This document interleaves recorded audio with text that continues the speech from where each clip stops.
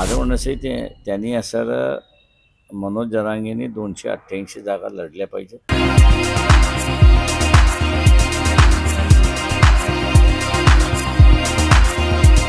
ते कार्यकर्त्यांशी आम्ही असं बोलणार आहोत आणि ज्या वेगवेगळ्या प्रश्न ग्रामीण भागातले आहेत आणि पक्षाची असणारी जी भूमिका आहे त्या संदर्भातलं प्रशिक्षण जे आहे ते कार्यकर्त्यांना आज आम्ही देतो आहोत त्या ह्याच्यामध्ये. आणि आगामी येणाऱ्या विधानसभेमध्ये जी काही परिस्थिती उद्भवणार आहे त्या परिस्थितीची सुद्धा एक कल्पना जी आहे ती आम्ही त्यांना देणार आहोत. अशी परिस्थिती आहे. तर एखादा दुसरा हा होत असतो. उरलेले माझ्या अंदाज सगळे आहेत. त्याच्यामुळे एक दोन फक्त वसंत मोरे पुण्याचे जे उमेदवार आहेत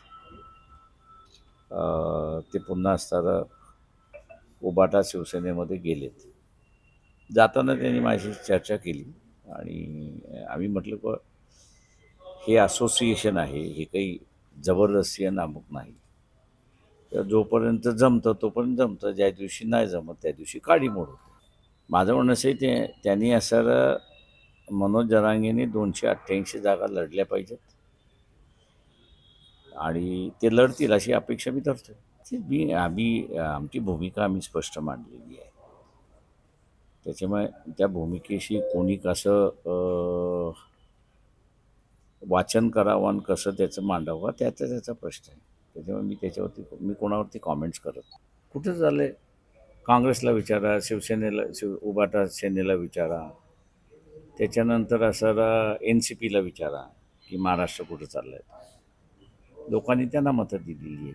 माझं म्हणणं असं आहे की नुसते ह्या 7 आमदारावरती कारवाई करणं हे चुकीचं होईल मी असं म्हणतो. चंद्रकांत हांडोऱ्यांना ज्यांनी ज्यांनी पाडलं त्यांचीही नावं काँग्रेस पक्षासमोर आहेत. त्यांच्यावरती सुद्धा कारवाई होणार का? की पुन्हा काँग्रेस पक्षातला मनुवाद हा बाहेर येईल?